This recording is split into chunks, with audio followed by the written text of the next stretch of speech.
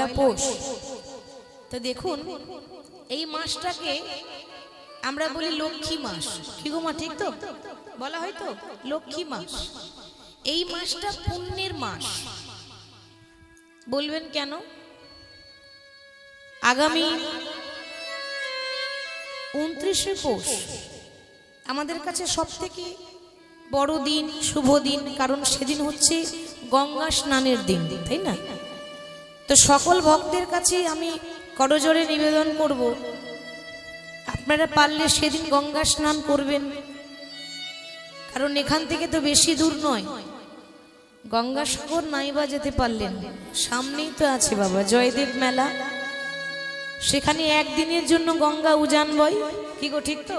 জয়দেব যে ধাম, সেখানে গিয়ে আপনি গঙ্গা স্নান করতে পারেন। কথিত আছে যে সেই দিনই রাজা ভগীরথ মা গঙ্গাকে এনেছিল এই মর্তধামের মাটিতে। সেই দিন, সেদিন প্রথম মা গঙ্গা আমাদের ধরণীর মাটিতে এসেছিল। শুধু তাই নয়, আপনারা শুনেছেন মহাভারতে গঙ্গাপুত্র ভীষ্ম কথা। সেই গঙ্গাপুত্র ভীষ্ম 58 দিন সরসজ্জায় ছিল। তাই সেই সংক্রান্তির দিনে তিনি দেহ রেখেছিলেন। তার তো ইচ্ছা মৃত্যু বর ছিল, সেদিনই তিনি দেহ রেখেছিলেন। দিনটা বড় শুভ দিন। সেদিন মা গঙ্গা এসেছিল, আর প্রথম মা গঙ্গা এসে সাগরে মিলেছিল বলে সেদিন ভক্তরা গঙ্গা সাগরে স্নান করতে যায়। গঙ্গা সাগর যায় না ভক্তরা? সেদিন প্রথম মা গঙ্গা সাগরে মিলেছিল, তাই হয়েছে গঙ্গা সাগর স্নান। কিন্তু কেউ যদি গঙ্গা স্নান করতে যেতে না পারেন, হয়তো আপনার কাছে গঙ্গা নদী নেই, আপনি যেতে পারলেন না, সকালবেলায় প্রভাতকালে স্নান করে শুভ্র বস্ত্র মানে সাদা বস্ত্র পরতে হবে। সাদা বস্ত্র পরে গোবিন্দের চরণে তুলসীপত্র দিয়ে একটু গঙ্গা জল মাথায় ছিটিয়ে নেবেন, তাতেই কিন্তু আপনার গঙ্গা স্নান হয়ে গেল। নিতাই গৌর হরি বল হরি বল।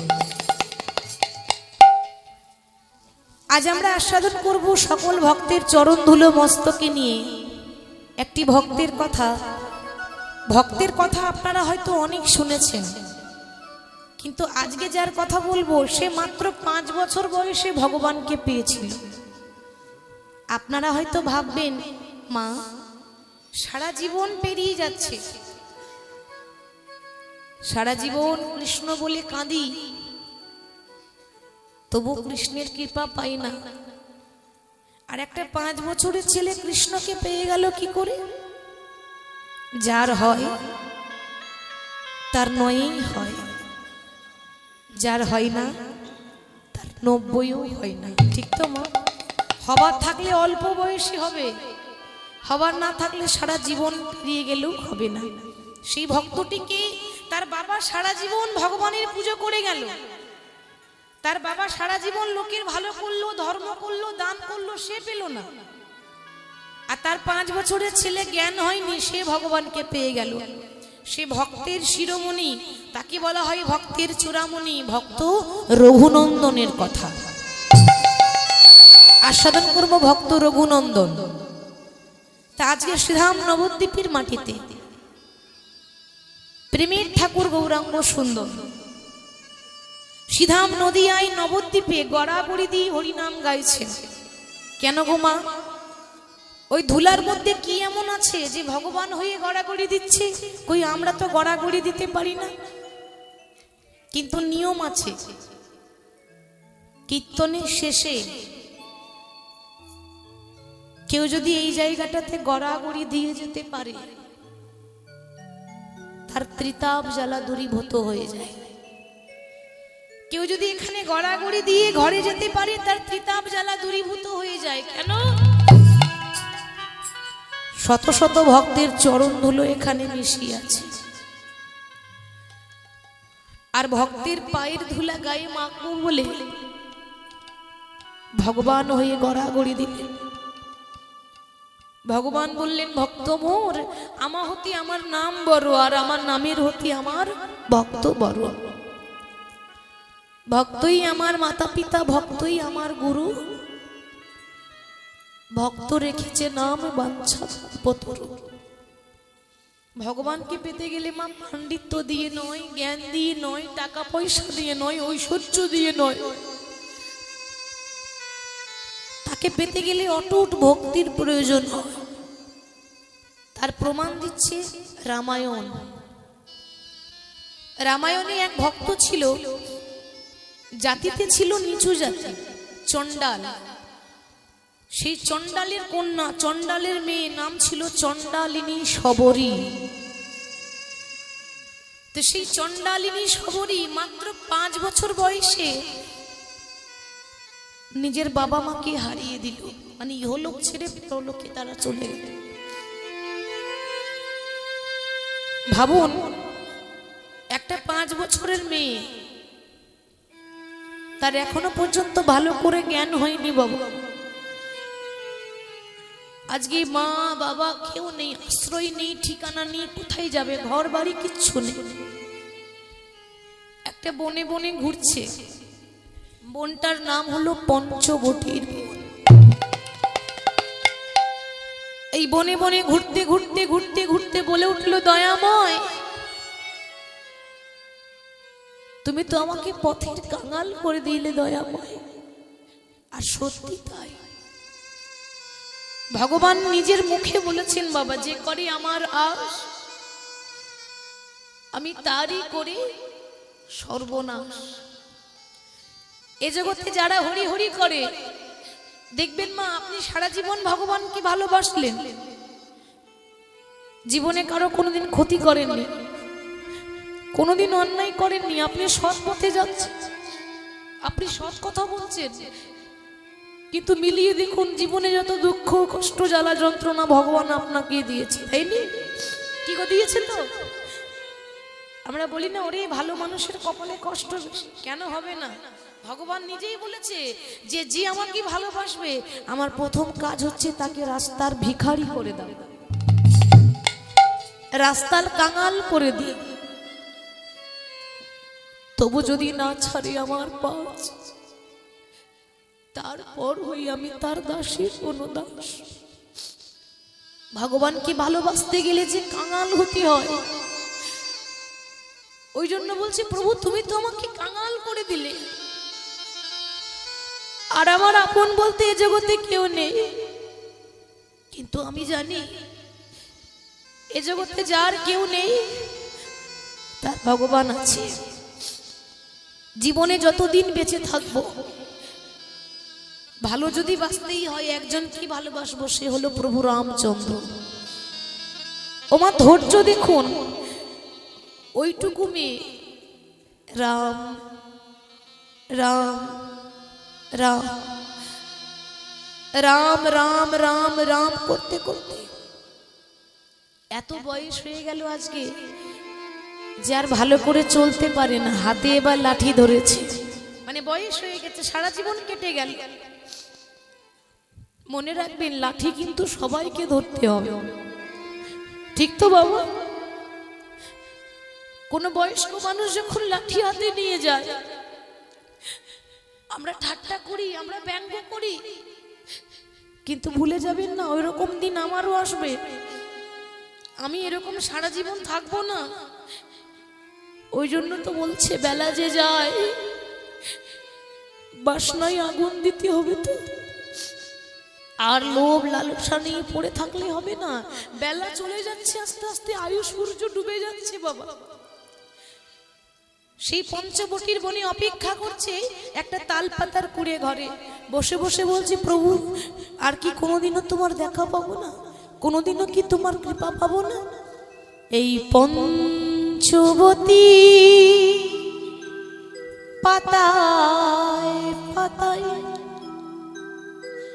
শুধু তোমার নামটি লেখা, তুমি আবার কবি আসবে হরি, কবে দেবে দেখা? পঞ্চবটি পাতাই পাতাই তোমার নামটি লেখা, আবার কবে আসবে হরি,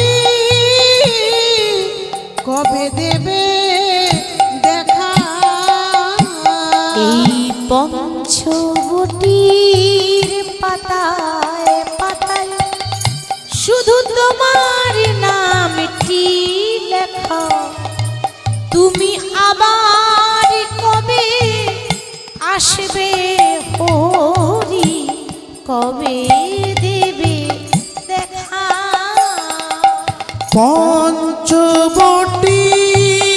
পাতায় পাতায় তোমার নামটি লেখা,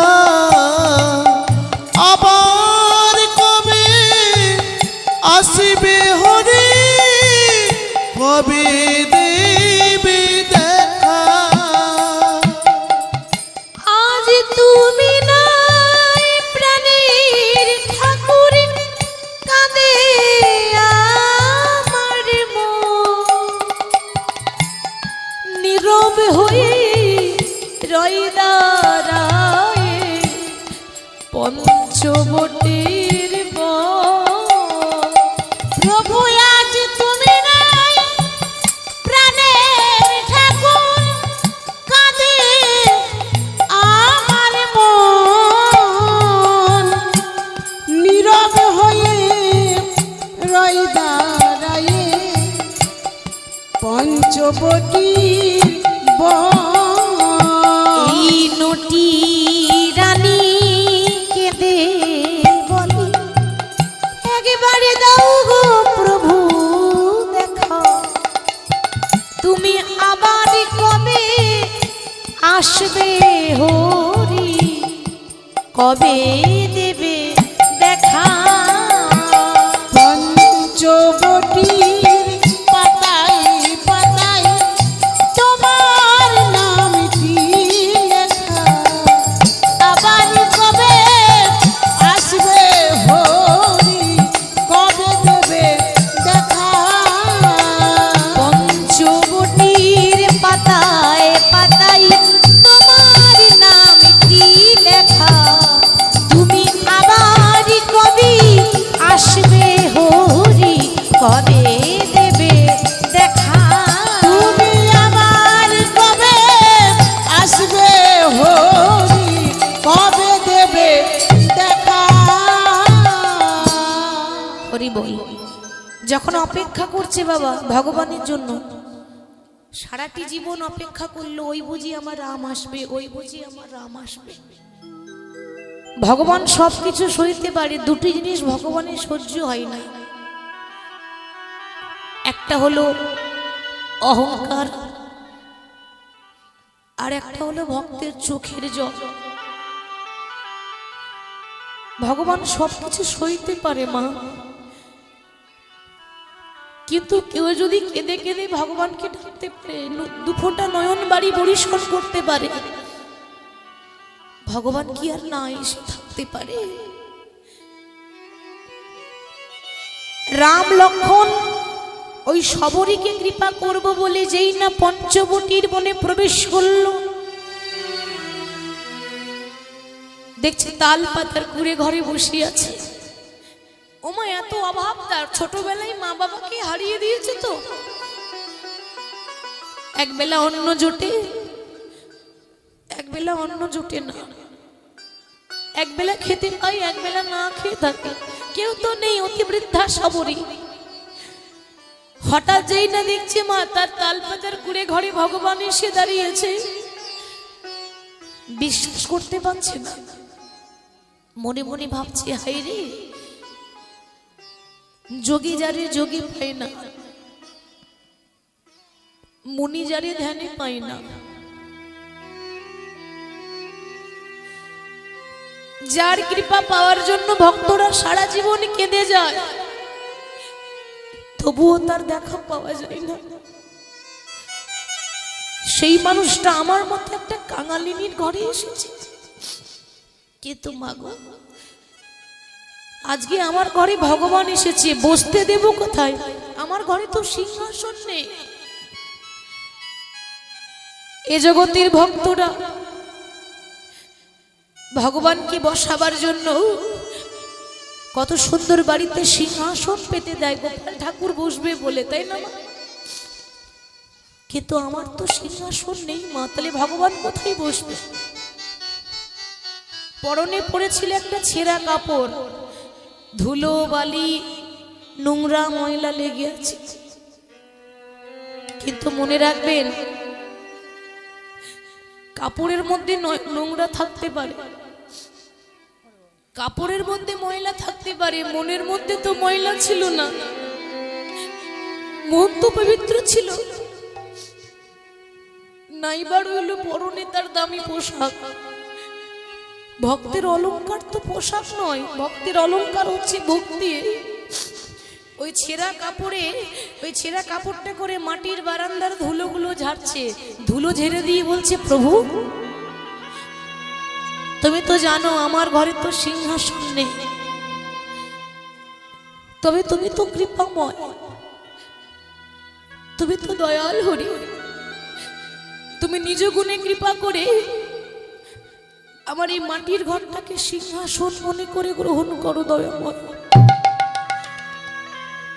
রাম লক্ষণ মাটিতেই বসলেন। লক্ষণের একটু অহংকার, গদিতে বসে তো সে মাটিতে বসলো, তার ভালো লাগছে না বসতে। কিন্তু রামচন্দ্র যখন বসলেন মনে মনে চিন্তা করছে, আহা ওমা এতদিন সিংহাসনে বসেছি আনন্দ পাইনি, আজকে মাটিতে বসে সেই আনন্দ পেয়েছি। এই যে আপনারা বসে আছেন না, এটা সামান্য জায়গা নয়। টাকা থাকলে দামি দামি চেয়ারে বসা যায়, টাকা থাকলে গদিতে বসা যায়, কিন্তু টাকা থাকলেও ভক্তের আসন পাওয়া যায় না বাবা।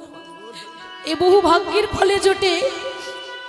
এই আসন যেমন তেমন আসন নয়, এই আসন হলো রাজা পরীক্ষিতের আসন, যে এই আসনে বসে 7 দিন ধরে ভাগবত গীতা শ্রবণ করেছিল। এই আসন বহু ভাগ্যের ফলে জোটে। ভগবান দেখলেন আমি যা সুন্দরভাবে বসেছি এরকম সুখ সিংহাসনে নাই। পরীক্ষা করার জন্য বলছে, সবরই বসতে তো আমায় দিলে, কিছু সেবা দেবে না? আমার যে বড্ড ক্ষুধা পেয়েছে, সবরই কি দেবে মা? তার ঘরে যে দেওয়ার মতো শাক অন্য পর্যন্ত নেই।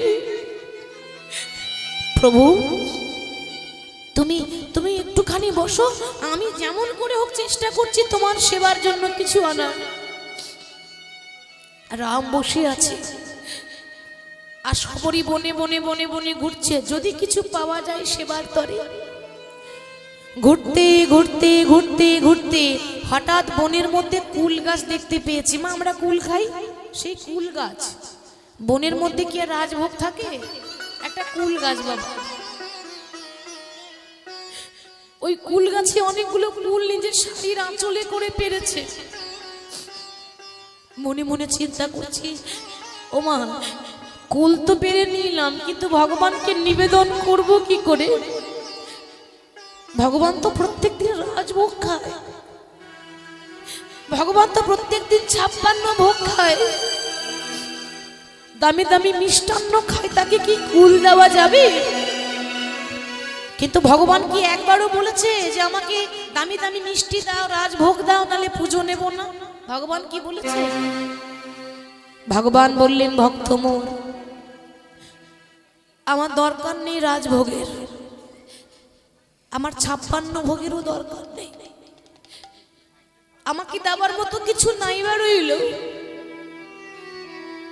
এ জগতের প্রত্যেকটা ভক্তকে আমি একটা করে গঙ্গার একটা করে যমুনা দিয়েছি, 2টি নয়ন। এই নয়ন বাড়ি বরিশন করে হা গোবিন্দ তোমার হলাম বলে যদি কেউ ডাকতে পারে, আমি জন্ম জন্মান্তরের মতো তার কাছে দাস হয়ে যায়নি। তাই গৌর হরি বল। সবরই আঁচলে করে সেই কুল নিয়ে এবার রামচন্দ্রের বদনে তুলে দিতে যাবে। আর যেই না রামচন্দ্রের বদনে তুলে দিতে যাবে, অমনি মনে মনে চিন্তা করছে, বাবা আমি যে কুলটা ভগবানকে দেব, তাহলে ভগবানকে দেওয়ার আগে নিজে খেয়ে দেখতে হবে না কুলটা টক আছে না মিষ্টি আছে। দেখেছেন মা ভক্তি কাকে বলে? আপনাদের সন্তান যখন কিছু খায়, আপনাদের ছেলে মেয়েকে যখন কিছু খাওয়ান, তো একবার নয় 10 বার যাচাই করেন না? আমার খোকা খাচ্ছে, খাবারটা বাসি নয় তো? কি গো মা, মা তো যাচাই করবে খাবারটা টাটকা আছে তো, কিছু পড়েনি তো, কিছু যদি পড়ে যায়, কিছু যদি খাবারটা খারাপ থাকে আমার খোকার ক্ষতি হবে। কেন? সন্তান কি ভালোবাসি তো? ছেলেটা যদি কিছু হয়ে যায় আমি প্রাণে বাঁচবো না, এরকম করে ভগবানকে কেউ ভালোবাসতে পারে না মা। সবরই মনে মনে ভাবছে যে যে কুলটা রামচন্দ্রকে দিচ্ছি, ও মা কুলের মধ্যে যদি পোকা থাকে তাহলে তো আমার দয়াময়ের কষ্ট হবে। কষ্ট হলে আমার হোক, মরতে গেলে আমি মরবো, আমার ভগবানের জন্য কোনো ক্ষতি না হয়। ভগবানকে দেওয়ার আগে এক একটা কুল নিজে গ্রহণ করছে। যে কুলটা মিষ্টি লাগছে সেটা আগে নিজে এঁঠো করে খেলো, তারপর ভগবানের বদনে তুলে দিচ্ছে। আর ভগবান মনে মনে ভাবছি, ভক্ত মোর তুমি তো জানো না যে ভক্তের এঁঠো আমার কাছে বড় মিঠো লাগে। মিঠো অর্থাৎ মিষ্টি লাগে। ভক্ত যদি এঁঠো দেয় সেটা আমার কাছে বড় মিষ্টি, আমার কাছে অমৃতের সমতুল্য। ভগবান এঁঠো কুল গ্রহণ করলেন আর মনে মনে চিন্তা করছে, বাবা এ জগতে আমাকে মন্ত্রতন্ত্র দিয়ে সবাই ডাকে, কিন্তু এরকম চোখের জলে আমায় কেউ ডাকে না। এটাও প্রমাণ করলেন যে মুচি হয়ে সূচি হয় যদি কৃষ্ণ ভজে, সূচি হয়ে মুচি হয় যদি কৃষ্ণ ত্যাজে। ভক্তিতে ডাকিলে আমি চণ্ডালের হয়, কিন্তু অভক্তিতে ডাকিলে কোনো ব্রাহ্মণেরও নয়। তাহলে ভগবান কার? ভক্তি যার ভগবান তার, ভক্তি যার নেই ভগবান তার কাছে থাকে না, তাই তো মা? তাহলে আজকে সেই ভক্তের ভগবান শ্রী গৌরাঙ্গ প্রেমের ঠাকুর নাম বিলাতে এলো নদিয়ায়, গড়াগড়ি দিচ্ছে বাবা। এত সুন্দর শোভা হয়েছে, তোমরা দেখো গো আসিয়া। আমার লক্ষ্মী মায়েদের বলছি, আমার গৌর হরি তো নাম প্রেমে বিভোর হয়েছেন। গৌর হরির একরকম ভাব নয়, কখনো তিনি কানতে কানতে নাম গাই, কখনো গড়াগড়ি দিয়ে, কখনো আবার লম্পে ঝম্পে নৃত্য করতে করতে। তা সবাই একটু উলুধ্বনি দেওয়া যাবে? বাহ, লক্ষ্মী মায়ের মধ্যে একটু উলুধ্বনি দিয়ে দেন দেখি একসঙ্গে সবাই মিলে। বাহ, তোমরা দেখো গো আসিয়া আমার গৌরী নিতাই নৃত্য করে দু বাহু তুলিয়া। তোমরা দেখো গো আসিয়া গৌরীতাই নৃত্য করে দু বাহু তুলিয়া। তোমরা দেখো গো আসিয়া গৌরীতে নৃত্য করে দুই বাহু তুলিয়া। দু বাহু তুলিয়া দেখো হরি বল বলিয়া রে, দু বাহু তুলিয়া দেখো হরি বল বলিয়া রে। দু বাহু তুলিয়া দেখো হরি বল বলিয়া রে। দু বাহু তুলিয়া দেখো হরি বল বলিয়া রে। বাহু তুলে হাত নামিয়ে নয়, ঠান্ডা করছে, সত্যি ঠান্ডা লাগছে, ঠান্ডা পালিয়ে যাবে। আপনি হরি নাম করে দেখুন, হাত বের করে দেখুন, ঠান্ডা কোন দিকে পালিয়ে যাবে। বাহু তুলে দেখো গো, তোমরা দেখো গো আসিয়া গৌর নিতাই নৃত্য করে দু বাহু তুলিয়া। ও তোমরা দেখো গো আসিয়া গৌরীতাই নৃত্য করে দু বাহু তুলিয়া।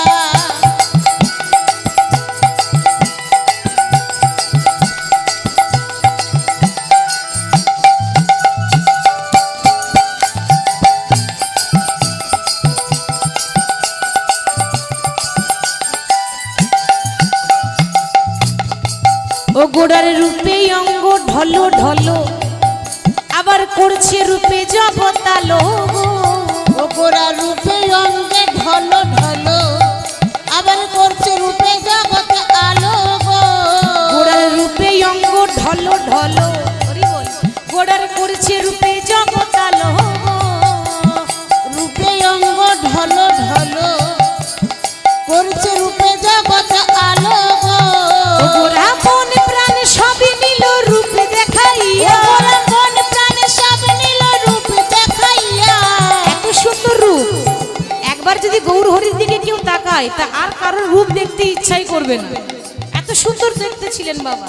তাই মন প্রাণ ও গোরা মন প্রাণ সবই নীল রূপ দেখাইয়া, মন প্রাণে সব নীল রূপ দেখাইয়া। তোমরা দেখো গো আসিয়া গৌর নিতাই নৃত্য করে দুবাহু তুলিয়া। তোমরা দেখো গো আসিয়া গৌর নিতাই নৃত্য করে দুবাহু তুলিয়া। তোমরা দেখো গো আসিয়া গৌর নিতাই নৃত্য করে দুই বাহু তুলিয়া।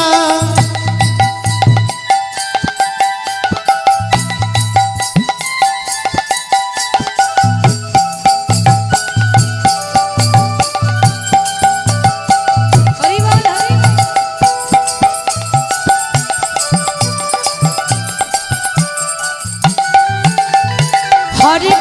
হরে কৃষ্ণ কৃষ্ণ কৃষ্ণ হরে হরে, হরে কৃষ্ণ কৃষ্ণ কৃষ্ণ হরে হরে, হরে কৃষ্ণ কৃষ্ণ কৃষ্ণ হরে হরে। হরে রাম রাম রাম হরে হরে। হরে রাম রাম রাম হরে গোরা মন প্রাণ ও গৌর মন প্রাণ সব নীল রূপ দেখাইয়া, গোরা মন প্রাণে সব নীল রূপ দেখাইয়া।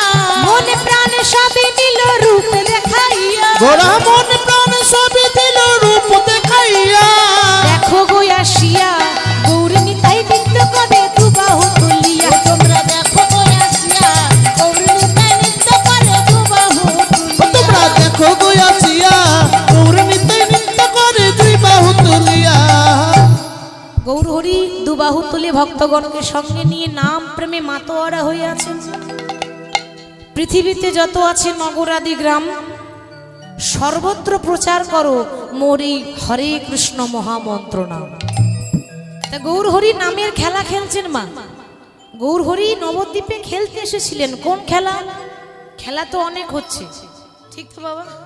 কত খেলা হয়ে গেল, কত খেলা হচ্ছে, আর এরপরে আরো কত খেলা হবে তার ঠিক নাই।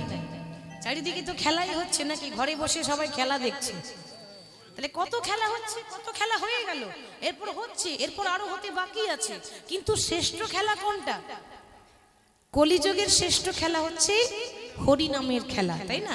তা গৌর হরি হরি নামের খেলা খেলছেন বাবা। ওই জন্য বলছে বাবা, ওই বৃন্দাবনে খেলা ছিল মুরলী বাদন। ওই বৃন্দাবনের খেলা ছিল মুরলী বাদন। বৃন্দাবনে খেলা ছিল মুরলী বাদন। বৃন্দাবনের খেলা ছিল মুরলী বাদন। কলিযুগে খেলা হলো নাম সংকীর্তন। কলিযুগের খেলা হলো নাম সংকীর্তন। কলিযুগের খেলা হলো নাম সংকীর্তন। কলিযুগের খেলা হলো নাম সংকীর্তন। বৃন্দাবনে খেলা ছিল মাঠে দৌড়া দৌড়ি। বৃন্দাবনের খেলা ছিল মাঠে দৌড়া দৌড়ি। বৃন্দাবনের খেলা ছিল মাঠে দৌড়া দৌড়ি।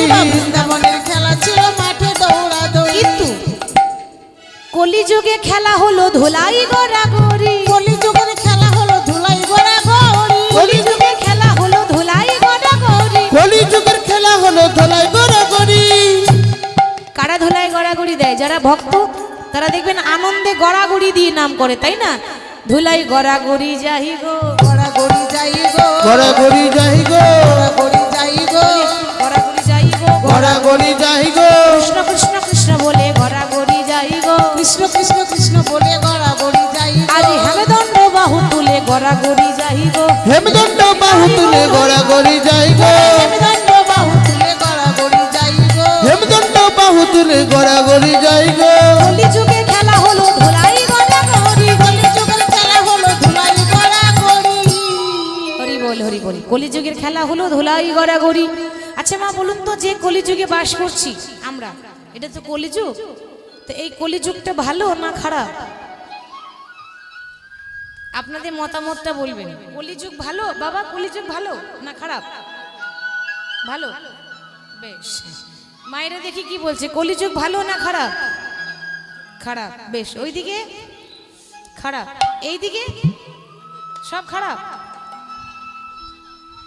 কলিযুগে একটা নয় দুটো নয়, লক্ষ লক্ষ দোষ আছে, হাজার হাজার দোষ, তাই তো মা? আমরা কলিযুগের মানুষ, আমরা সোজা পথে হাঁটতে জানি না, আমরা উল্টো পথে হাঁটি। কেন? আমরা নিজের বাবাকে বাবা বলতে ভালো লাগে না, পরের বাবাকে বাবা বলতে বেশি ভালো লাগে। তাহলে ভালো হলো না খারাপ হলো? উল্টো হলো। কলিযুগের লক্ষ লক্ষ মানে লাখ লাখ দোষ, কিন্তু জানেন মা, একটা মহৎ গুণ আছে। কোন যুগে যেটা ছিল না সেটা কলিযুগে এসেছে। ভগবান দেখছে চারিদিকে তো পাপ হচ্ছে, তার মধ্যে এমন একটা রত্ন দিয়ে গেলেন, এমন একটা পাথর দিয়ে গেলেন যে পাথরটাকে স্পর্শ করলে লোহা সোনা হয়ে যায়। যেমন পরশমণি, একটা পরশমণি বলে পাথর আছে, এই পাথরে যদি একটা লোহাকে স্পর্শ করিয়ে দেন লোহা সোনা হয়ে যায়। সেরকম কলিযুগের মহৎ গুণ হচ্ছে মধুমাখা হরিনাম। এই হরিনাম যে করবে সে লোহা পর্যন্ত পরশমণি হয়ে যাবে, সোনা হয়ে যাবে। কলিযুগের লক্ষ লক্ষ দোষ। একবার নারদ জিজ্ঞাসা করছেন নারায়ণকে, আচ্ছা প্রভু, অনেক দিন হয়ে গেল একটা কথা জিজ্ঞাসা করব ভাবছি, কিন্তু সময় হয় না, সুযোগ হয় না, তো একটা প্রশ্নের উত্তর দেবে? বলো কি প্রশ্ন? না, আমি জানতে চাই যে এই যে কলিযুগটা এসেছে, দাপর যুগ চলে গেল, কলিযুগ এসেছে, তো একটু প্রশ্নের উত্তর দিয়ে দাও, কলিযুগের মানুষগুলো কেমন হবে আমি জানতে চাই। সত্যযুগের মতো হবে কি? তে মানুষগুলো কেমন হবে আমি একটু জানতে চাই। ভগবান বলছে, নারদ, কলিযুগের মানুষ জানতে গেলে তোমাকে মর্তধাম যেতে হবে। মর্তধাম কোনটা মা? আমরা তো মর্তধামেই আছি, এটাই তো মর্তধাম। বাহ, তে মর্তধাম থেকে ঘুরে এসো, তুমি নিজের চোখে দেখে এসো, মুখে বলার থেকে চোখে দেখা বেশি ভালো হবে। এবার নারদ যাচ্ছে, নারদের বাহন কি গো? কি বললে? সর্বনাশ, বলছে নারদের বাহন ইঁদুর। হরি বল, নারদের বাহন ইঁদুর? হ্যাঁ, ঢেকি। বাহ, নারদের বাহন ঢেকি, ঢেকির ওপর চেপেছে আর হাতে রয়েছে বীণা। সবসময় তো বীণাতে নারায়ণ নারায়ণ করে, তো ওই নারায়ণের কথা মতো ঢেকিতে চেপে হাতে বীণা নিয়ে স্বর্গ থেকে মর্তধাম আসছে। প্রভুর নাম গাইতে গাইতে আসছে। কেমন ভাবে? কে তুমি প্রভু কাছে আছো, তবু জানি না আছো কোন কে তুমি আমার কাছে আছো, তবু জানি না আছো কোনখানে। কে তুমি প্রভু কাছে আছো, তবু জানি না আছো কোনখানে। কে তুমি আমার কাছে আছো, তবু জানি না আছো কোনখানে। কথাটার ভেতরে যান, তাহলে মানে বুঝতে পারবেন। বলছে প্রভু কাছে আছো কিন্তু জানি না আছো কোনখানে, তার মানে প্রভু গো, তোমাকে দেখার জন্য এই জগতের ভক্তরা গয়া কাশী মথুরা বৃন্দাবনে যায়, কিন্তু সত্যি করে বলুন, ওই গয়া কাশী মথুরা বৃন্দাবনে ভগবান আছে? আছে? তাহলে যারা গেছে তারা তো অনেকদিন আগেই পেয়ে যেত। ওখানে ভগবান লীলা করেছেন, লীলা ক্ষেত্র। ওখানে গেলে আপনার জীবন ধন্য হবে, কিন্তু ওখানে গেলে ভগবান পাবেন না। আরে বাইরে খুঁজলে পাবেন কোথায়? ভগবান আছে ভক্তের অন্তরে, ঠিক তো? আমরা শুধু শুধু বাইরে খুঁজছি পাগলের মতো, ভেতরে বসে আছে, তাকে দেখতে পাচ্ছি না, কি ঠিক তো মা? ওই জন্য বলছে প্রভু কাছে আছো কিন্তু জানি না আছো কোনখানে। কে তুমি আমার কাছে আছো, তবু জানি না আছো কোনখানে। কে তুমি আমার কাছে আছো, তবু জানি না আছো কোনখানে।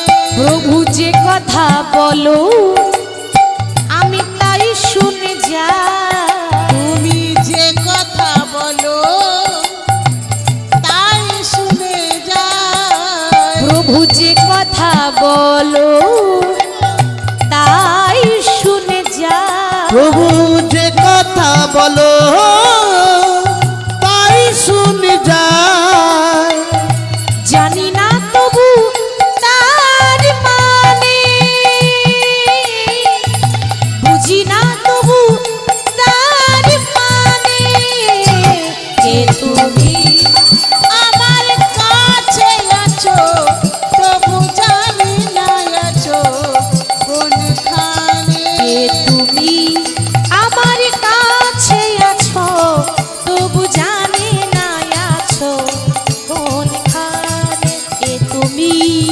আমার কাছে আছো তবু জানি না আছো কোনখানে।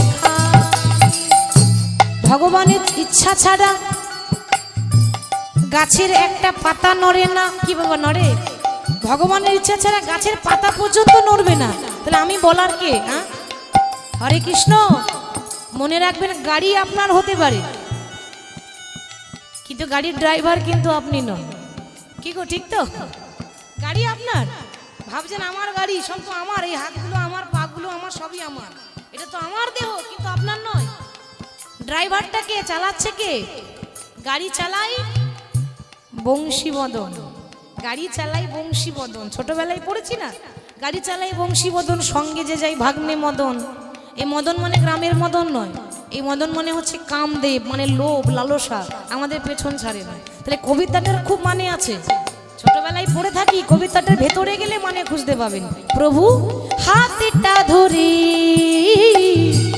আমাকে চালাও, অন্ধকারী তুমি প্রদীপ জ্বালাও।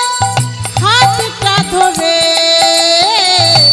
আমাকে চালাও, অন্ধকারে প্রদীপ জ্বালাও।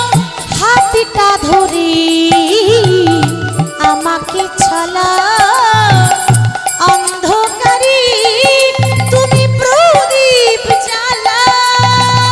হাতটা ধরে আমাকে চালাও, অন্ধকারে প্রদীপ জ্বালাও।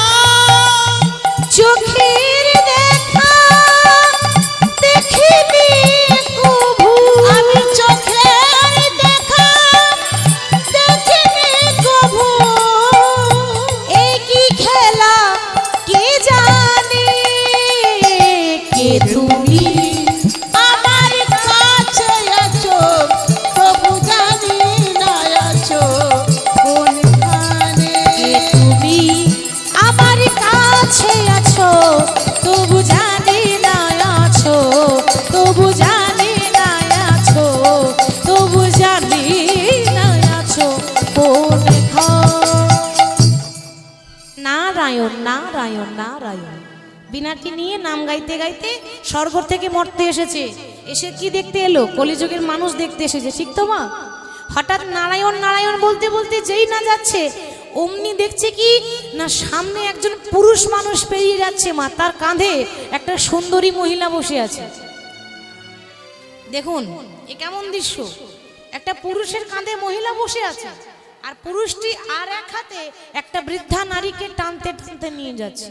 দেখা মাত্র নারদের চোখ যেন কপালে উঠে গেল, মনে মনে চিন্তা করছে সর্বনাশ, আগেকার দিনে তো এরকম হতো না। সত্য যুগ পেরিয়ে গেল, ত্রেতা যুগ পেরিয়ে গেল, দাপর যুগ পেরিয়ে গেল, কোনোদিন পুরুষের কাঁধে মহিলা বসে থাকে না। এ আবার কেমন যুগ রে বাবা, পুরুষের কাঁধে মহিলা বসে আছে। তো ডাকছে বাবা, দেখুন এটা কলিযুগের দশা বলছি আমি, কিন্তু ডাকছে, এই যে তোমাকে বলছি, দাঁড়া দাঁড়াও, এদিকে এসো, তোমার বিবেক বলে কিছু নেই? সেই পুরুষ মানুষটা তখন উত্তর দিচ্ছে, আগে মুনিবর কিছু মনে করবেন না, এ যুগে বিবেক বলে কিছু থাকে না। ঠিক বলছে তো? বিবেক থাকলে এত অন্যায় হতো? বিবেক থাকলে এত অত্যাচার হবে কেন? বিবেক নেই বলেই তো হচ্ছে। বিবেক এখানে নেই, আপনি বিবেক বাদ দিয়ে কথা বলুন। আরে বাবা তুমি কিরকম মানুষ বলো তো? তুমি মানুষ নাকি? যে মানুষটা চলতে পারে, হাঁটতে পারে, গায়ে বল আছে, তাকে কাঁধে চাপিয়ে নিয়ে যাচ্ছ। আর যে মানুষটা হাঁটতে পারে না, বয়স হয়ে গেছে, তাকে টানতে টানতে নিয়ে যাচ্ছ। তুমি কেমন মানুষ বলো তো? সে তখন উত্তর দিচ্ছে, আজ্ঞে মুনিবর, আপনি আমার খেলা দেখলেন কোথায়? এই তো খেলা শুরু করেছি। নারদ তো অবাক হয়ে গেল, তার মানে বলে এই তো খেলা শুরু হয়েছে, এখনো খেলা বাকি আছে, এই তো কলির শুরু। যখন এখন তো কলি, যখন ঘোর কলি আসবে তখন মহাপ্রভু নিজেই বানিয়ে দিয়ে গেছেন, কলিযুগে এক বর্ণ হইবে যবন। ঠিক তো বাবা? কলিযুগে এক বর্ণ হইবে যবন, কলকি অবতারে আমি করিব না ধন। তাহলে ঘোর কলি যখন আসবে, কলিযুগে একটা সূর্য উঠে, যখন ঘোর কলি আসবে তখন 12টা সূর্য একসঙ্গে উঠবে। ভাবুন, একটা সূর্যের তাপ আমরা সহ্য করতে পারি না, কত গরম লাগে আমাদের। 12টা সূর্য উঠলে কি অবস্থা হবে, বাঁচবো?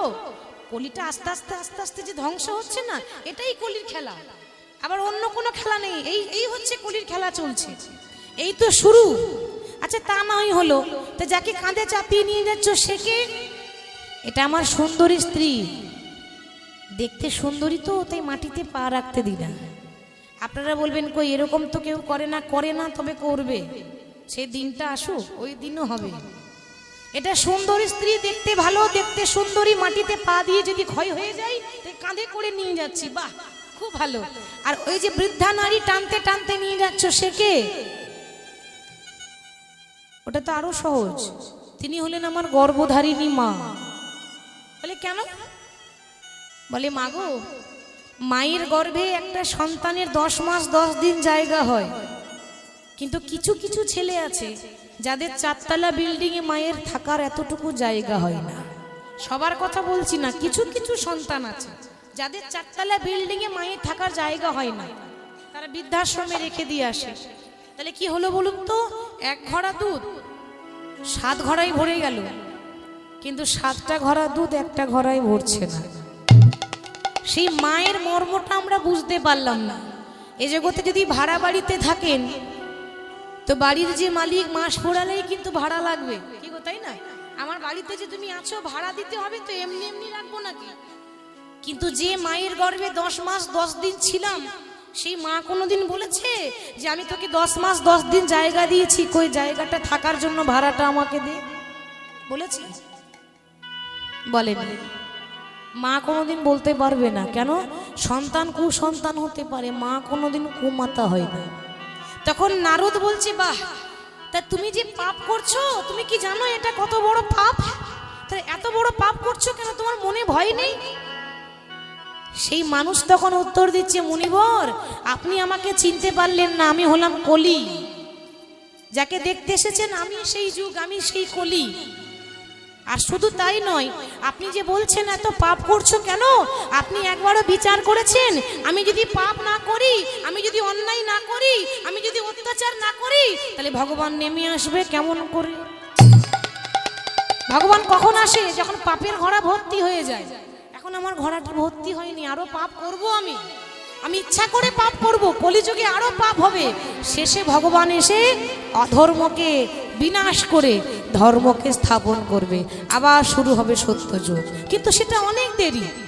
যে যুগে বাস করছি এই যুগের পরমায়ু হচ্ছে 4,32,000 বছর। কলিযুগের পরমায়ু 4,32,000 বছর। তখন আমরা থাকবো না, আমাদের 7 পুরুষও থাকবে না তখন। সেদিন এখন অনেক বাকি আছে, এখন তো শুরু হলো বাবা। তাহলে কলিযুগে উপায় কি?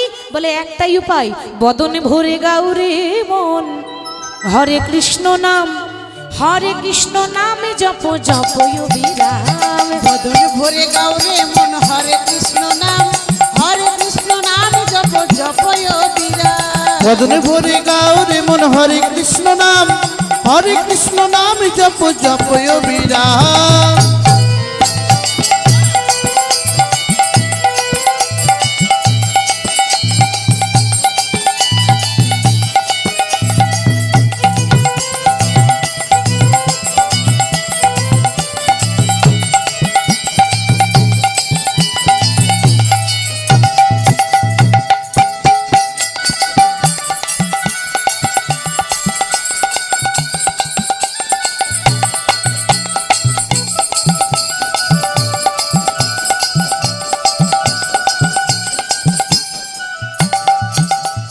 চলিতে চলিতে বলো রাধে কৃষ্ণ নাম, চলিতে চলিতে বলো রাধে কৃষ্ণ নাম। নিশি জাগরণে বলো রাধে কৃষ্ণ নাম, নিশি জাগরণে বলো রাধে কৃষ্ণ নাম, রাধে কৃষ্ণ নাম জপ জপ বিরাম। বদন ভরে গাউরে মন, হরে কৃষ্ণ নাম, হরে কৃষ্ণ নাম জপ জপ বিরাম। বদনে ভরে গাউরে মন, হরে কৃষ্ণ নাম, হরে কৃষ্ণ নাম জপ জপ বিরাম। বদনে ভরে গাউরে মন, হরে কৃষ্ণ নাম, হরে কৃষ্ণ নাম জপ জপ বিরাম। পাশ থেকে মহাজন কলম দিলেন, আরে গৌর অবতারের থেকে শ্রেষ্ঠ অবতার আর কিছু নাই।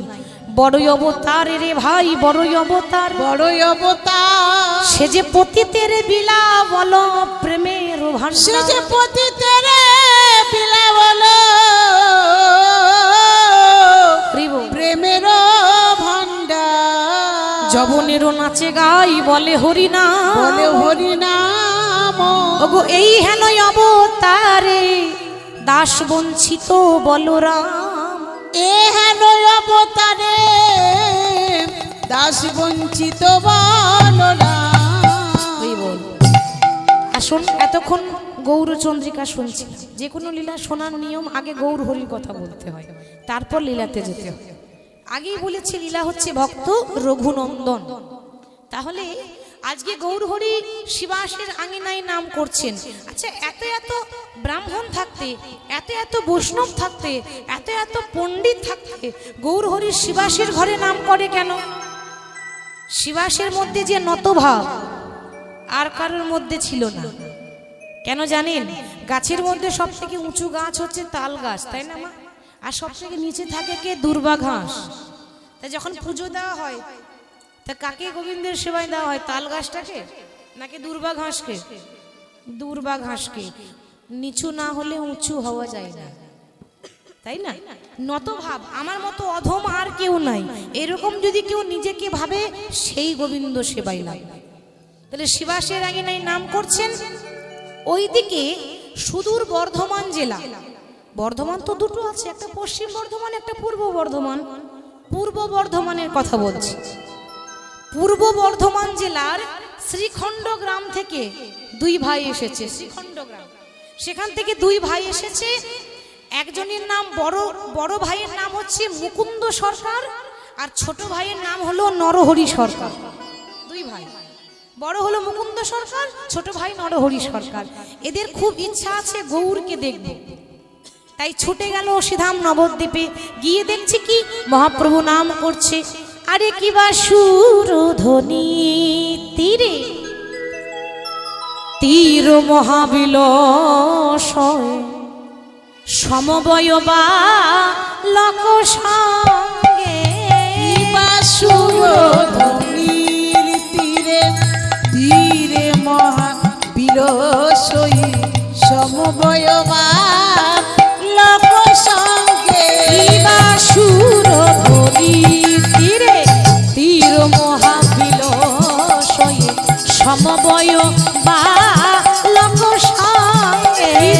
সুরধ্বনির তীরে তীরে মহাবিলসই, সমবয় বা লোক সঙ্গে।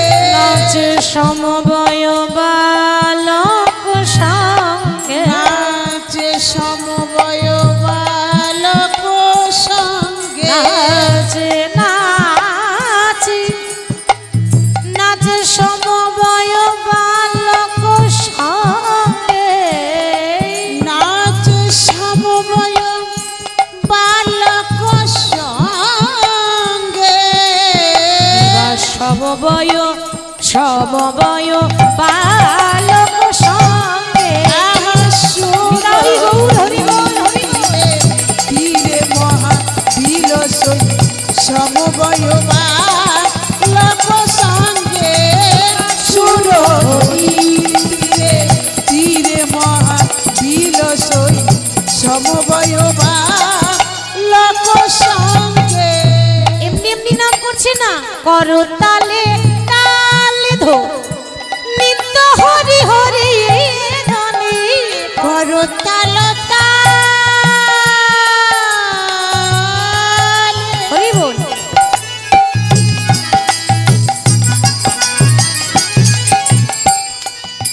করো তাল তাল ধো, ধ্বনি তো হরি ধ্বনি। করো তাল তাল ধ্বনি তো হরি হরি ধ্বনি। বাবা যেই না এমন কথা বলছে, তখন বড় ভাই মুকুন্দ কবিরাজ মানে সরকার ছিল, কিন্তু আস্তে আস্তে তারা জাতিতে ছিল সরকার, মুকুন্দ সরকার, কিন্তু তাদের জাত ব্যবসা হচ্ছে কবিরাজি চিকিৎসা করা, ওই জন্য বলে মুকুন্দ কবিরাজ। তো মুকুন্দ কবিরাজ ছোট ভাইকে বলছে, ভাই দেখতে পাচ্ছিস? বলি ওই তো আমার গোড়াই নাচে, ওই তো আমার গোড়ায় নাচে, ওই তো আমার গোড়াই নাচে, ওই তো আমার গোড়ায় নাচে, হরি হরি হরি বলে, ওই তো আমার গোড়ায় নাচে, হরি হরি হরি বলে, তো আমার গোড়ায় নাচে, হরি হরি হরি বলে, তো আমার গোড়ায় নাচে, হরি হরি হরি বলে, তো আমার গোড়ায় নাচে, হরি হরি হরি বলে, তো আমার গোড়ায় নাচে, ওই তো আমার গোড়াই নাচে, ওই তো আমার গোড়াই নাচে। আস্তে লক্ষ্য করুন, বড় ভাই ছোট ভাইকে বলছে, ভাই ও ভাই দেখতে পেলি? ওই দেখ, ওই তো আমার গোড়াই নাচে, হরি হরি হরি বলে। ছোট ভাই বলছি, ও গো দাদা গো, তুমি যা দেখতে পাচ্ছ আমি কিন্তু তা দেখছি না। সে কি রে, তুই আবার কি দেখলি? তুই আবার আলাদা কিছু দেখলি নাকি? দুই ভাই কথা হচ্ছে, বড় ভাই বলছে ওই তো আমার গোড়া নাচে, তখন ছোট ভাই বলছে না না তুমি ভুল বলছো, তুমি যেটা দেখলি আমি সেটা দেখলাম না, আর আমি যেটা দেখতে পাচ্ছি তুমি সেটা দেখতে পেলে না। বলে কেন দাদা? ওই যে বলছে ওই তো আমার গোড়াই নাচে, তা গোড়াইয়ের গটাকে একটু সরিয়ে নিয়ে এসো তো। বলে কেন? গোড়াইয়ের গড়টাকে যদি একটু সরিয়ে নিয়ে আসা হয় তাহলে কি হবে? ওই তো গো রাই নাচে, ওই তো রাই নাচে, ওই তো গো রাই নাচে, ওই তো রাই নাচে, তার অন্তরেতে তার ভেতরেতে শ্যাম নাচে, আর বাইরে আমার রাই নাচে। তার অন্তরেতে শ্যাম নাচে, ওই তো রাই নাচে। দেখেছেন দুই ভাই, দুজনেরই চোখ আছে কিন্তু দেখার দৃষ্টিতে এক হলো না। একজন দেখছে গৌর নাচছে, আর একজন বলছে না না দাদা আমার রাধারানী নাচছে। বাইরে রাই নাচছে, ভেতরে বাইরে রাই নাচছে, আর ভেতরে আমার শ্যাম নাচছে। এইভাবে যখন দুজনে দু ভাই কথা বলছে, হঠাৎ মহাপ্রভু শিবাসকে ডেকে বলছে, শিবাস আজকে না তোমার ঘরের বাইরে দরজার সামনে দুই ভাই এসে দাঁড়িয়ে আছে। বর্ধমান জেলা শ্রীখণ্ড গ্রাম থেকে এসেছে, একজনের নাম মুকুন্দ সরকার, একজনের নাম নরহরি সরকার। তুমি বাইরে যাও, বাইরে গিয়ে দুই ভাইয়ের কাছে গিয়ে দাঁড়িয়ে তাদেরকে বলে দাও যে দুজনের মধ্যে যে ছোট ভাই সে আমার কৃপা পাবে, মানে তাকে সারা জীবন আমার কাছে রাখবে, তাকে সঙ্গী করব। আর দুজনের মধ্যে যে বড় ভাই সে শত জন্মেও তাকে কৃপা করব না, মানে 100 জন্মও কৃপা করব না। সে সারা জীবন যদি বাইরে দাঁড়িয়ে থাকে তবু তাকে কৃপা করব না। শিবাস বলছে, প্রভু এ তোমার কেমন বিচার? ভগবান তো ভক্তের মধ্যে বিচার করে না, একজনকে কৃপা করবে আর একজনকে কৃপা করবে না, এ তোমার কেমন বিচার? শিবাস, ভগবান যা করে মঙ্গলের জন্য করে, ভগবানের কথায় সমালোচনা করবে না, যেটা বলছি সেটা করো। তাই হলো শিবাস বাইরে, ঘরের বাইরে গিয়ে দুজন দেখছে দাঁড়িয়ে আছে দুই ভাই, গিয়ে বলছে জয় নিতাই, আগে জয় নিতাই জয় নিতাই। আচ্ছা তোমাদের মধ্যে ছোট ভাই কি? আগে আমি গো আমি, আমার নাম নরহরি সরকার। বাহ, প্রভু বলেছে প্রভু তোমাকে সারা জীবন চরণে ঠাঁই দেবে, তোমাকে নিজের সঙ্গী করে রাখবে। আচ্ছা তোমাদের মধ্যে বড় ভাই কি? বড় ভাই আমি গো আমি, আমার নাম হলো মুকুন্দ সরকার। শুনে নাও, প্রভু বলেছে তোমাকে শত জন্মে কৃপা করবে না, আর যেই না বলেছে তোমাকে 100 জন্মে কৃপা করবে না, কথাটা শোনা মাত্র মুকুন্দ সরকার ধেই ধেই করে নাচতে শুরু করেছে, জয় গৌর হরি, জয় গৌর হরি, জয় গৌর হরি। বলি তুমি পাগল নাকি? আমি কি বললাম কথাটা শুনলে তো? এ কি পাগলের পাল্লাই পড়লাম? আমি বললাম আমাদের গৌর হরি তোমাকে 100 জন্মেও কৃপা করবে না। তুমি যদি সারাদিন দাঁড়িয়ে থাকো দরজায় তবু তোমাকে তোমার মুখ দর্শন করবে না, তোমাকে কৃপা করবে না। এই কথাটা শুনে তো মানুষের রাগ হবে, মন খারাপ হবে। আর তুমি আবার ধেই ধেই করে নাচছো কেন? তুমি কি পাগল? তখন মুকুন্দ সরকার বলে, ওগো শিবাস, ওগো শিবাস, প্রভু বলেছে আমাকে শত জন্ম কৃপা করিবে না, শত জন্মেও কৃপা করিবে না। যদি বলতেন আমাকে কোন জন্মে কৃপা করিবে না, কোন জন্মে কৃপা করিবে না, তাহলে আমি গঙ্গাতে ঝাঁপ দিয়ে মরতাম। গঙ্গায় যদি বলতো যে কোনো দিন কৃপা করব না, তাহলে গঙ্গাতে ঝাঁপ দিয়ে মরে যেতাম। কিন্তু প্রভু বলেছে 100 জন্মে কৃপা নাই বা হলো, 100 জন্মে কৃপা করবে না, তো 100 জন্মে কৃপা নাই বা হলো। 100 আগে জন্মে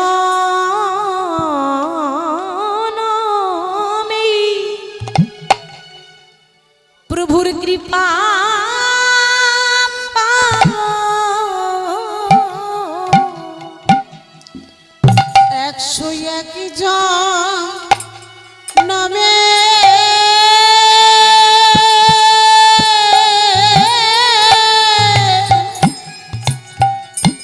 প্রভুর কৃপা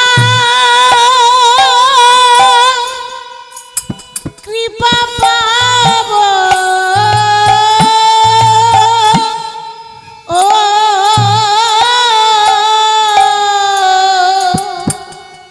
100 আগে জন্মে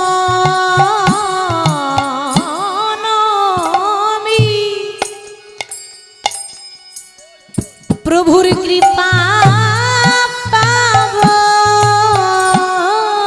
101 জন্মে আমি কৃপা পাব। সারা জীবন না হয়,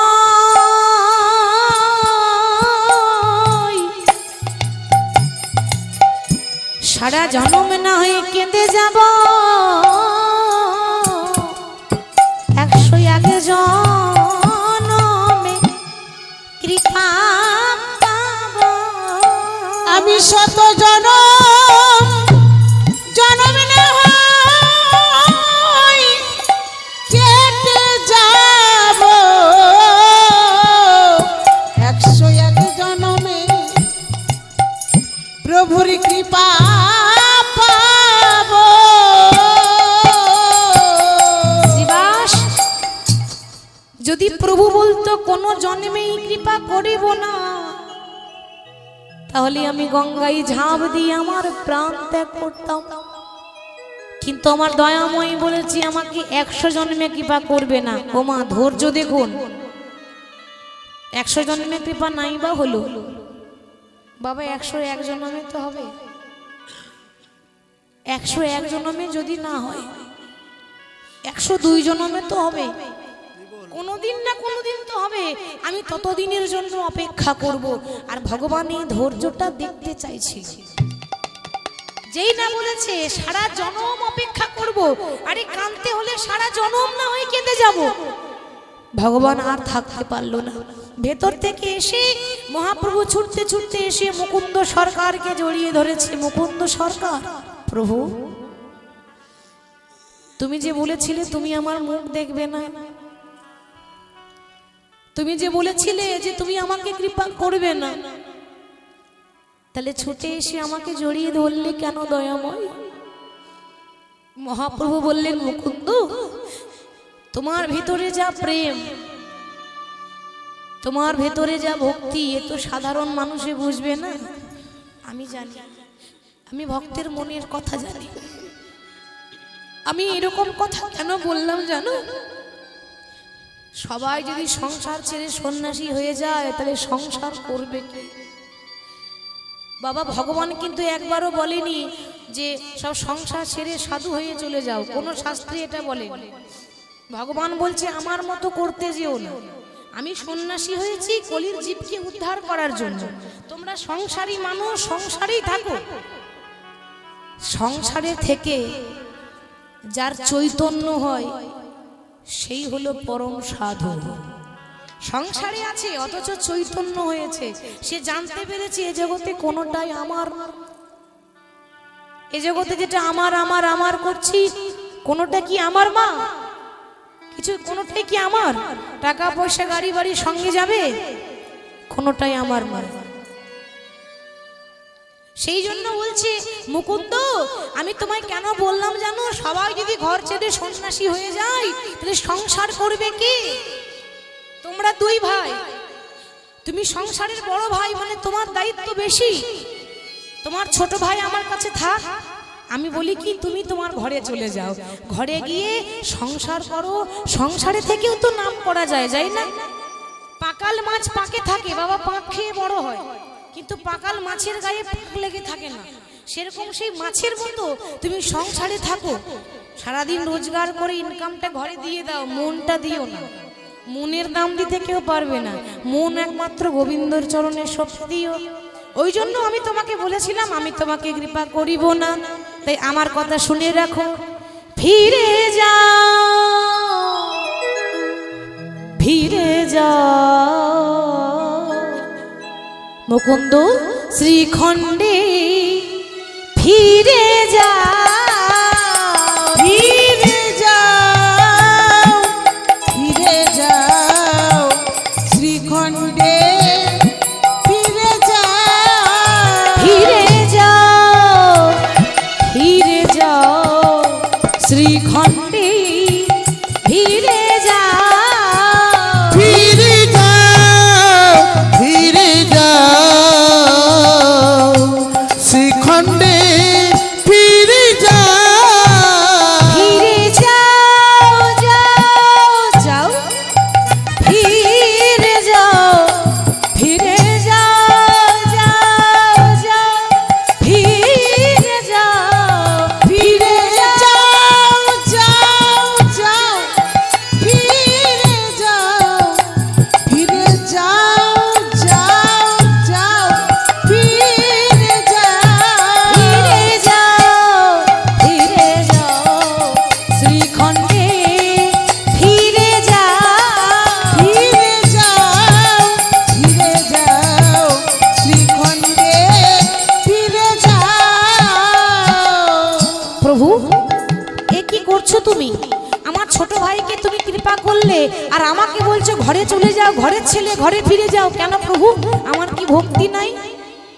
আমি কি কোনো দোষ করেছি? বলে শোনো, সংসারে থেকে নাম করা যায়, তুমি হয়তো জানো না।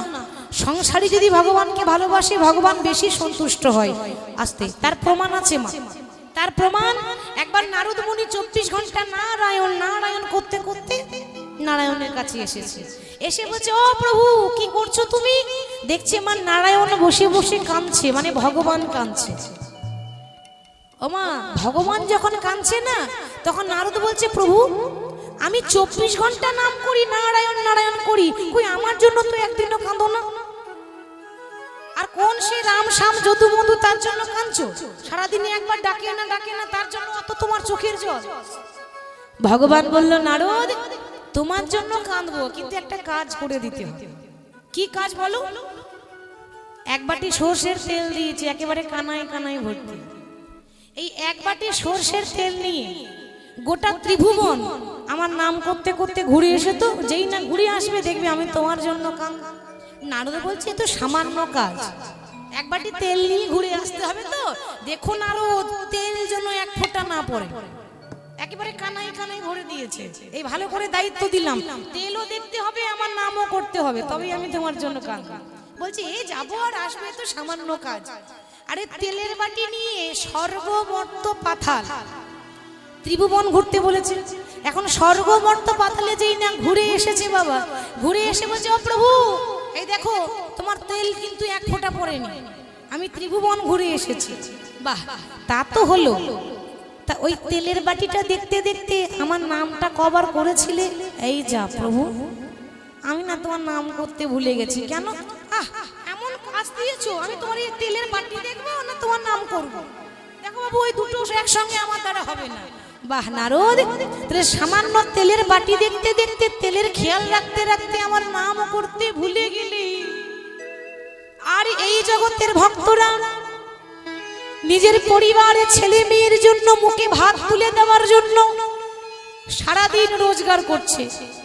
আমি যদি রোজগার না করি আমার ছেলে মেয়েরা মানুষ হবে কি করে?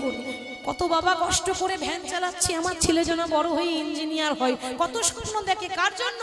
নিজের জন্য, পরিবারের জন্য। তো এত কষ্ট করেও সারাদিন কষ্ট করে কর্ম করে সন্ধ্যাবেলায় যদি একবার হরি বল হরি বল বলে ডাকে, বলো তো নারদ, আমি তার জন্য কাঁদবো নাকি তোমার জন্য কাঁদবো? তুমি সামান্য তেলের খেয়াল রাখতে পারলে না, তেলের বাটি দেখতে দেখতে নাম ভুলে গেলে, আর তারা মা বাবা ছেলে মেয়ে সংসার এত কিছু দেখছে, তারপরেও রাত্রে লাখ টাকা ঘুম বাদ দিয়ে এখানে বসে আছে।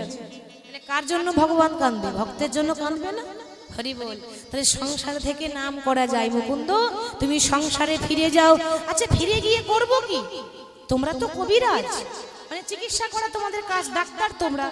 এক কাজ করো, আমার আদেশ পালন করো, গোটা গ্রামে বিনামূল্যে গরিব মানুষের চিকিৎসা করো। মনে রেখো যেন পয়সা নেবে না, একেবারে ফ্রি, বিনামূল্যে চিকিৎসা করবে। প্রত্যেকদিন ভোরবেলায় উঠে ভাগবত পাঠ করবে, আর সংসারে থেকে নাম করবে। জীবের দ্বারে দ্বারে গিয়া হরি নাম দিয়া, জীবের দ্বারে দ্বারে গিয়া চরণে ধরিয়া, জীবের দ্বারে দ্বারে গিয়া জীবের চরণে ধরিয়া, জীবের দ্বারে দ্বারে গিয়া জীবের চরণে ধরিয়া, এই হরি নাম, এই মধুর নাম বিলাও।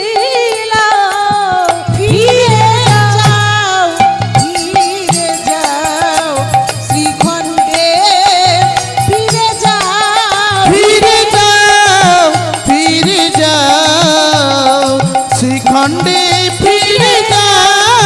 ফিরে যাও, ফিরে যাও শ্রীখণ্ডে, ফিরে যাও। তাই হবে। আজ থেকে বিনামূল্যে গরিব মানুষের চিকিৎসা করব, ভাগবত পাঠ করব, আর হরিনাম করব। তাই মহাপ্রভুর আজ্ঞা পাইয়া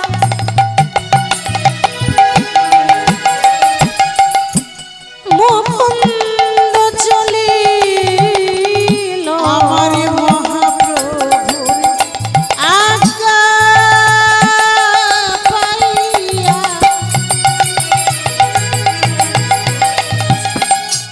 মুকুন্দ চলিল, মহাপ্রভুর আজ্ঞা পাইয়া মুকুন্দ চলে, আমার মহাপ্রভুর আজ্ঞা পাইয়া মুকুন্দ চলিল, ওই শ্রীখণ্ড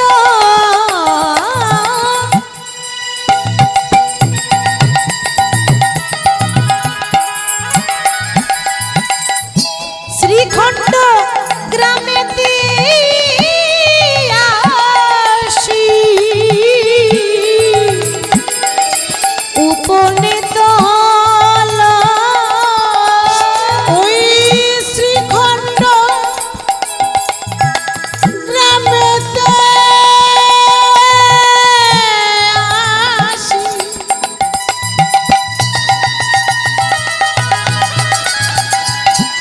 উপনীত হইল, বলে বল হরে নাম, বলে বল হরি বল।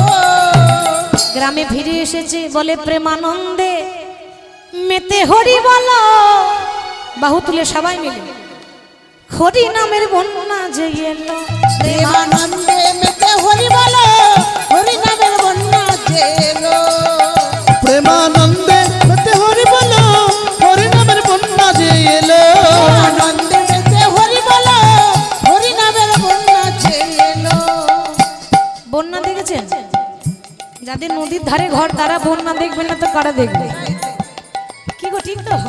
নদীর ধারে ঘর তারা বন্যা দেখবে না তো কারা দেখবে? হ্যাঁ? তাহলে যখন বন্যা আসে, তা বন্যা এলে কোনো কিছু রেহাই দেয় কি?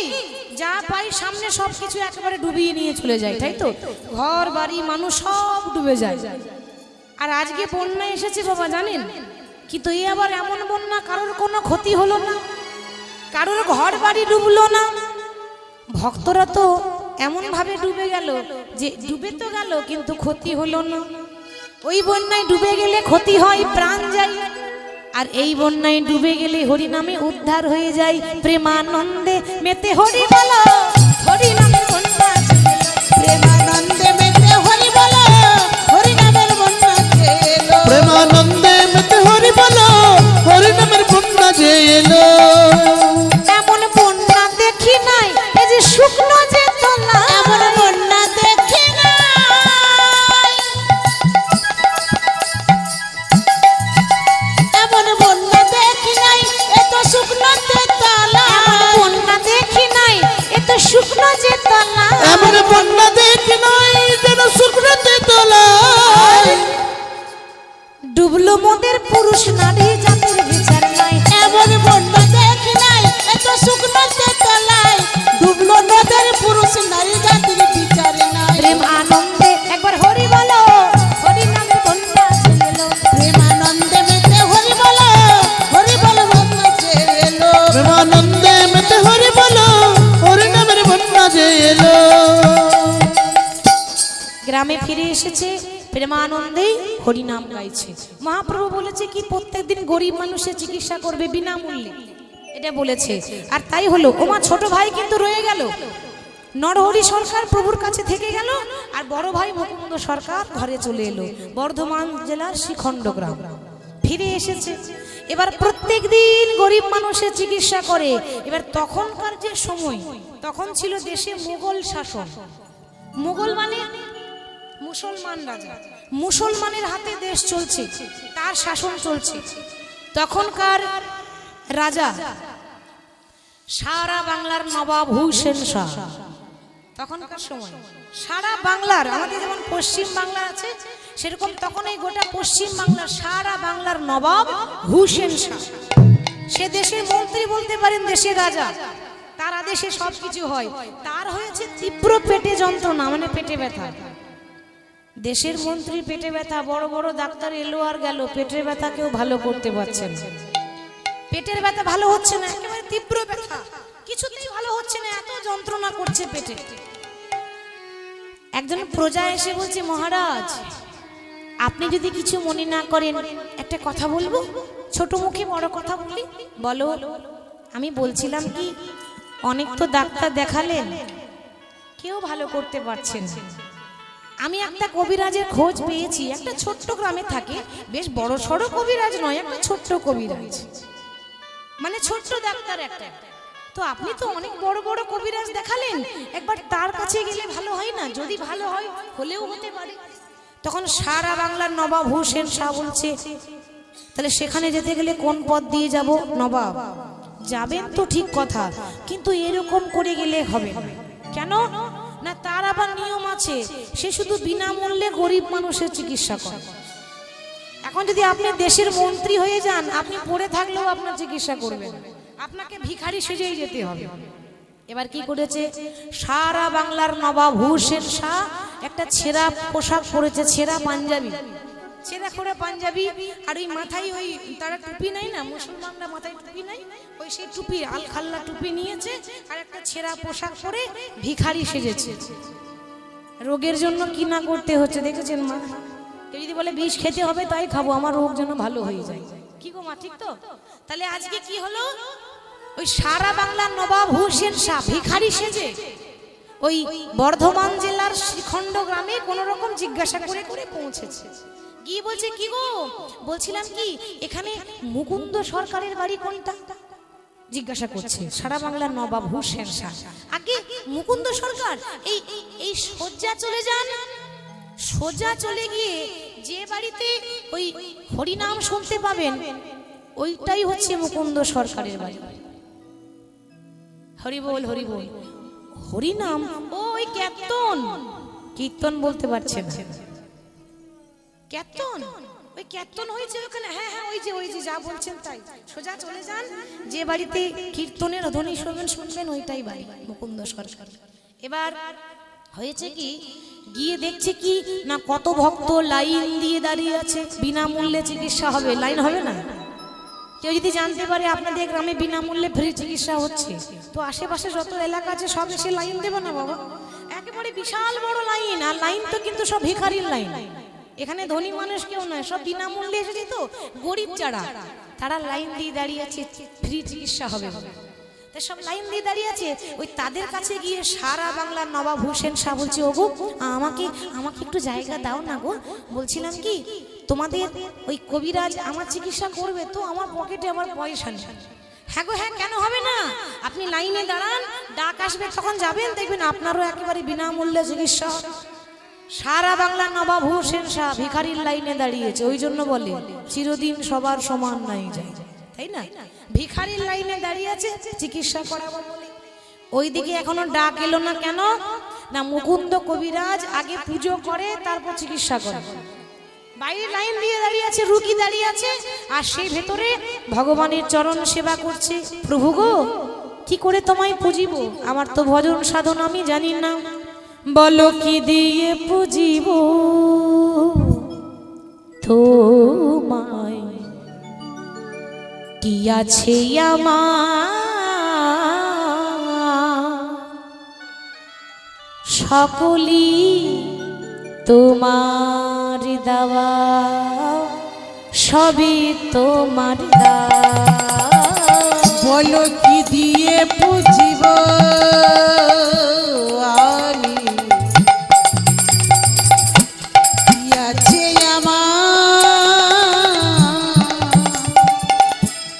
সকলই তোমার দেওয়া, সবই তোমার দান, সবই তোমার দান, সবই তোমার দান, সবই তোমার দান, ওগো ভগবান, প্রভু সবই তোমার দান, সবই তোমার দান, সবই তোমার দান, ওগো ভগবান, বলো সবই তোমার দান, সবই তোমার দান, সবই তোমার দান, ওগো ভগবান, বলো সবই তোমার দান, সবই তোমার দান, সবই তোমার দান, ওগো ভগবান। প্রভু কি দিয়ে পুজিব আমি, কি আছে আমার, সকলি তোমার দেওয়া, সবই তোমার দান, বলো কি দিয়ে পুজিব আমি, কি আছে আমার, সকলই তোমার দেওয়া, সবই তোমার দান, বলো কি দিয়ে পুজিব আমি, কি আছে আমার, সকলি তোমার দেওয়া, সবই তোমার দান, কি দিয়ে পুজিব বলো, কি আছে আমার, সকলই তোমারই দেওয়া, সবই তোমার দান। ভগবানের চরণে তুলসী পাতা দিয়েছে, তুলসী পাতা দিয়ে বলে, ওগো গোপীনাথ, আমি তোমায় সোনার মন্দির গড়ে দিতে পারি নাই, আমি তোমায় সোনার মূর্তি করে দিতে পারি নাই, তবে জানি তুমি তো ভক্তের হৃদয় মন্দিরে থাকো, তাই তুমি আমার হৃদয়ে বিরাজ করো। এবার তুলসী পত্র দিয়ে সেবা দিয়ে ডাক দিয়ে বলছে, কই গো তোমাদের মধ্যে সব থেকে যে গরিব আছো সে আগে এসো, তার চিকিৎসা আগে হবে। ডাকছে সবার থেকে যে গরিব, সবার থেকে যে ভিখারি, সে আগে এসো, তার চিকিৎসা আগে হবে। আর যেই না বলেছে সারা বাংলার নবাব হোসেন শাহ ছুটে গেছে, আগে আগে আমার মতো ভিখারি আর কেউ নাই। এই দেখুন আমার না পকেটে পয়সা নেই, বেশ তো বেশ বেশ বেশ পয়সা লাগবে না, আমি পয়সা নিই না, আমি বিনামূল্যে চিকিৎসা করি, বেশ। তা কি হয়েছে তোমার? আগে আমার ভীষণ পেটে যন্ত্রণা, আমার পেটে ব্যথা ভালো হচ্ছে। সারা বাংলা নবাব বলছে, মন্ত্রী বলছে তখনকার সময়ে, তা শোনো একটা কাজ করো তো, ওই তাড়াতাড়ি জামাটা খুলে ওই মাটির বারান্দায় একটু শুয়ে পড়ো তো। আর যেই না বলেছে মাটির বারান্দায় শুতে, মনে মনে ভাবছে সারা বাংলার নবাব হোসেন শাহ সোনার সিংহাসনে বসে থাকি, আমার আদেশের দেশ চলছে, আর আমাকে বলছে মাটির বারান্দায় শুতে। রোগ যদি ভালো না হয় তাহলে ওর একদিন কি আর আমার একদিন কি, সম্মান যাচ্ছে। সারা বাংলা নবাব হুসেন শাহ মন্ত্রী, তাকে বলছে জামা খুলে মাটির বারান্দায় শুতে, এত বড় অপমান। ঠিক আছে তাই করি, সঙ্গে সঙ্গে জামাটা খুলে মাটির বারান্দায় শুয়ে পড়েছে। আর যেই না মাটির বারান্দায় শুয়েছে না মা, শুতে না শুতে অর্ধেকটা ব্যথা ভালো হয়ে গেল। কবিরাজ ঠাকুর, ও কবিরাজ ঠাকুর, বলছিলাম কি এই তোমার এই মাটির বারান্দায় ওষুধ দেওয়া আছে নাকি গো? বলে কেন? না শুতে না শুতেই অর্ধেকটা ভালো হয়ে গেল পেটে ব্যথা। ও আসলে কি জানো তো, ওই কতজনকে ওষুধ দিতে গিয়ে পড়ে যাই তো, আমার মনে হয় ওইটুকুনি তোমার কাজ হয়েছে। দেখেছেন কতজনকে ওষুধ দিয়ে মাটিতে পড়ে যায়, ওইটুকুনি কাজ হয়েছে। তুমি হাঁ করো, তোমাকে আসল ওষুধটা দিয়েছি। আর যেই না হাঁ করেছে অমনি ওষুধটা দিয়েছে। আর যেই না দিয়েছে ওষুধ খেয়ে একেবারে সঙ্গে সঙ্গে পেটে ব্যথা ভালো হয়ে গেল। আশ্চর্য হয়ে গেল, এত বড় কবিরাজ, এত বড় বড় ডাক্তার এলো আর গেল, কেউ ভালো করতে পারলো না। আর একটা সামান্য ছোটখাটো কবিরাজ পাড়া গ্রামে পড়ে আছে, সে এমন ওষুধ দিল যে একবার খেতে না খেতেই ভালো হয়ে গেল। আসলে মহাপ্রভুর আশীর্বাদ ছিল তো, এই ওষুধ যে খাবে যার যা রোগ আছে ভালো হয়ে যায়, এটা প্রভুর আশীর্বাদও ছিল তার। তা এখন বলছে শোনো, এত বড় বড় কবিরাজ যখন ভালো করতে পারলো না, তুমি যখন ভালো করলে, তৈরি হয়ে যাও। কাল সকালেই তোমাকে আমার সঙ্গে আমার দেশে যেতে হবে, গৌরে। হরি বল, মানে যেখানে তিনি বাস করতেন সেটা হচ্ছে গৌরে দেশ, ওই জন্য বলছে গৌরে। কাল সকালেই আমার সঙ্গে যেতে হবে। কবিরাজ ঠাকুর বলছে কে হে তুমি? এত বড় কথা, আমি তোমাকে চিনি না, আমি তোমাকে জানি না, সকালে তোমার সঙ্গে চলে যাব? তুমি তো আমাকে চেনো না, আমি আমার পরিচয়টা দিয়ে দিই। আমি হলাম সারা বাংলার নবাব হুসেন শাহ। সারা বাংলার নবাব হুসেন শাহ, আমাদের দেশের মন্ত্রী এসেছে আমার মতো একটা কাঙালির ঘরে। হ্যাঁ কি করব, আমার পেটে যন্ত্রণা, পেটে ব্যথা কেউ ভালো করছে না। তোমার আবার নিয়ম, তুমি নাকি আবার কোনো রাজা জমিদারের চিকিৎসা করো না, ওই জন্য আমাকে ভিখারি সেজে আসতে হলো। তা তৈরি হয়ে নাও, কাল সকালেই তুমি আমার সঙ্গে যাবে। রাজার আদেশ অমান্য করতে পারে? দেশের মন্ত্রী আদেশ করবে আর আপনি করতে পারবেন না? হ্যাঁ করতে তো আপনাকে হবে, তার আদেশ তো, কিছু করার নাই। যেতে যখন হবে তখন যেতে হবে। তো সারা রাত বিছানায় শুয়ে শুয়ে চিন্তা করছে, প্রভু তুমি যে আমাকে বলেছিলে বিনামূল্যে গরিব মানুষের চিকিৎসা করতে, আমি যদি নবাবের সঙ্গে চলে যাই, কত কত গরিব মানুষ তারা চিকিৎসা না পেয়ে, ওষুধ না পেয়ে তারা প্রাণ হারাবে।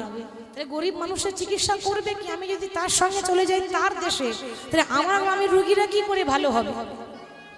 মহাপ্রভু স্বপ্ন দিচ্ছে, কবিরাজ তুমি তো একটা কবিরাজ, মানে ডাক্তার। ডাক্তারের ধর্ম হচ্ছে ওই রাস্তার পড়ে থাকা ভিখারির যেমন চিকিৎসা হবে, সিংহাসনে বসে থাকা জমিদারের তেমন চিকিৎসা হবে। চিকিৎসার মধ্যে বিচার করলে হবে না। কিন্তু সেটা কি হয় মা? সত্যি করে বলবেন সেটা হয়? আগে পয়সা লাগবে তারপর চিকিৎসা হবে, নালে অপারেশন হবে না। এখন আগে পয়সা দেন তারপর রোগী ভালো হবে, নালে কোনো চিকিৎসা হবে না। বিনা পয়সায় রোগী মারা যাচ্ছে। পয়সা যদি কেউ দিতে না পারে সে রোগী মারা যাবে, কিছু করার নেই। আগে পয়সা দেন তারপর চিকিৎসা হবে।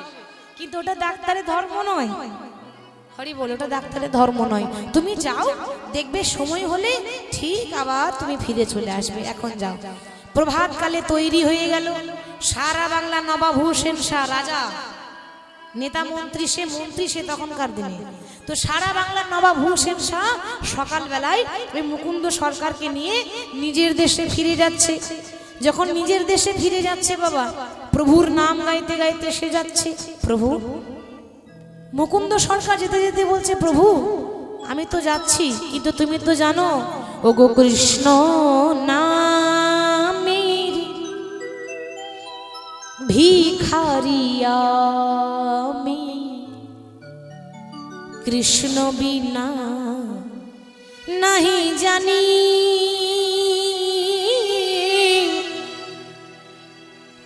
কৃষ্ণ বিনা